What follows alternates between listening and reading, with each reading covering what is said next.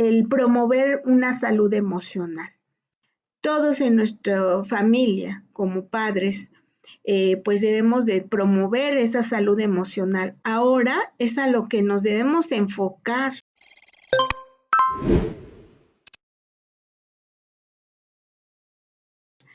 Si bien les decía yo, algunos estados ya regresaron a clases, ya están regresando a alguna de las actividades. Lo importante, a lo que le debemos de dar más peso, es a toda esta cuestión de salud emocional.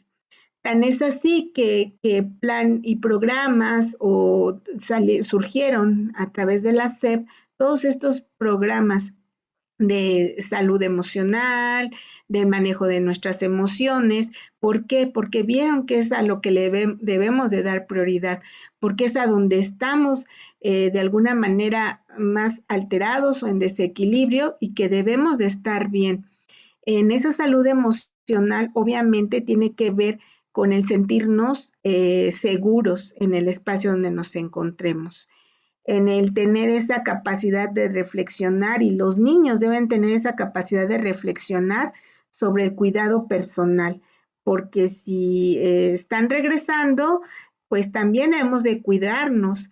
Yo me preguntaba, mencionaba el maestro que en educación especial, pues también es difícil que los alumnos regresen cuando tienen una discapacidad y que a lo mejor ni siquiera se han adaptado al uso del cubrebocas. ¿Qué va a pasar con ellos? ¿Sí? ¿Se lo van a quitar? ¿Qué va a suceder? Entonces, esto lo debemos de reflexionar, porque no solo ellos, en casa estuvieron muchos de nuestros hijos y muchos de nosotros todavía no estamos adaptados al uso del cubrebocas. Entonces, nos dicen que tenemos que salir, volver a esa normalidad en esos estados que están en verde, pero no tenemos la precaución. Entonces, vemos este incremento ahorita de casos porque no hemos tenido esa capacidad reflexiva de que debemos cuidarnos, debemos de ir más allá, debemos de pensar en nuestra integridad, en ese bienestar, como les decía yo, y en esa salud emocional. Debemos de cuidar nuestra autoestima, ser autónomos, debemos de tener esa adaptabilidad. Ahorita la crisis que están teniendo muchos de los jóvenes, no generalizo, pero algunos están teniendo esta dificultad de adaptación.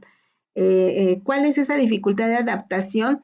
Ya se volvieron como que muy solitarios, ya es parte característico de estas nuevas generaciones, que son muy solos, que no conviven, que están todo a través de un celular, por ejemplo, y les cuesta trabajo adaptarse al medio. Entonces, algunos, les repito, no generalizo, pero sí esta parte les está costando trabajo. Hay algunos que dicen, bueno, pues me favoreció el trabajar en línea. Yo he escuchado a algunos alumnos que les gusta trabajar en línea y lograron tener mayor seguridad, mayor control de su espacio, les gustó estar a través de un medio a distancia, en este caso virtual, pero hay otros que no les gustó y que se vieron como que enojados ante esa situación, no querían estar, apagaban las cámaras. Entonces, eso es lo que tenemos que enseñar, a que se adapten a muchas situaciones. Puede ser que se regrese, puede ser que tengamos una educación como la nombran híbrida, a distancia, virtual, en todas las modalidades. Entonces, debemos de fortalecer esa adaptación. Y lo mismo está sucediendo en los trabajos. A nivel económico, pues de igual manera nos hemos tenido que adaptar. Entonces, eso nos va a permitir tener un equilibrio y una salud emocional, el que seamos, empáticos, en que tengamos esa capacidad de formar y mantener relaciones con los otros, aún estando a distancia. Lo importante es que nuestros hijos también no solo estén en las clases, ¿verdad? Sino que también tengan ese contacto a través de una llamada telefónica, a través de una videollamada.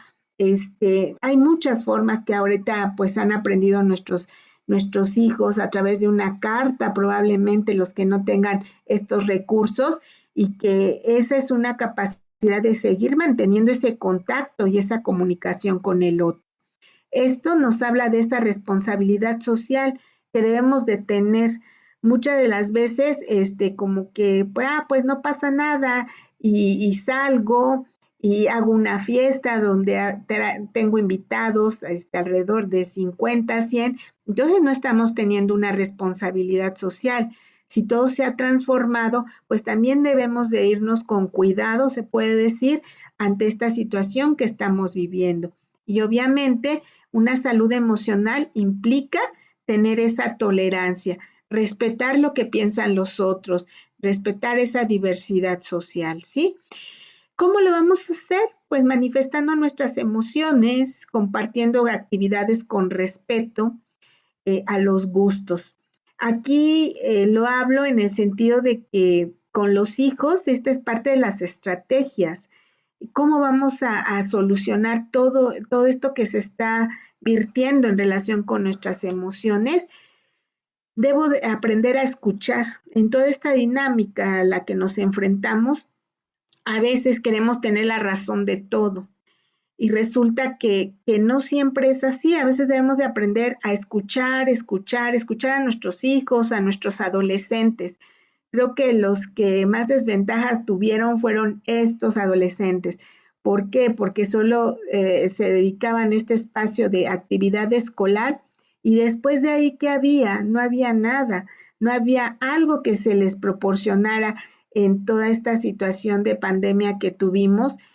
Algunos sí buscaron alternativas de acuerdo a esos gustos que les estoy comentando, y pues buscaron clases de inglés, clases extras, pero se quitó todo ese contacto que ellos tenían con sus compañeros, muchos lo anularon y entonces se fueron a lo que es los videojuegos. Hubo un incremento y los jóvenes hicieron ahora un vínculo con esos videojuegos, con esa televisión por horas, y no me dejarán mentir, pero hay muchos datos que nos dicen que los alumnos o que los hijos están hasta las 2, 3 de la mañana en esos videojuegos. Con otras personas están interactuando, quizá que no conocen, probablemente sí, pero entonces se vuelven vulnerables. Aquí, algo importante entonces es respetar y compartir las actividades que están teniendo, visualizar qué es lo que están realizando y el compartir con ellos estos espacios nos va a dar una estrategia del cómo puedo hacer para tener ese vínculo con mi hijo. Hay que fomentar la comunicación, hay que escuchar lo que sienten y lo que piensan. A veces no los escuchamos, no sabemos si algunos de nuestros hijos están pasando por miedos, están pasando por alguna depresión, por alguna situación, si ya se fueron víctimas a lo mejor de un ciberbullying o alguna situación. Entonces, es importante que escuchemos lo que sienten y lo que piensan. Y yo recomiendo no enojarnos porque a veces cuando nos empiezan a platicar alguna situación, inmediatamente nos enojamos. Eso lo único que hace es limitar la comunicación. En otro momento que a lo mejor requiera decirme algo, pues lo va a pensar y va a decir no porque se enoja, no porque inmediatamente me regaña. Entonces, ahí se corta la comunicación. Entonces, por eso es importante escuchar lo que sienten, lo que piensan. Y a esto aunado a que debemos entonces tener ese control de sentimientos. Como padres lo debemos de ir controlando, resolviendo, y esto me va a permitir compartir situaciones o experiencias con cada uno de nuestros hijos. El tiempo debe de ser de calidad, no cantidad. Algunos ahorita pues ya se están acudiendo a trabajar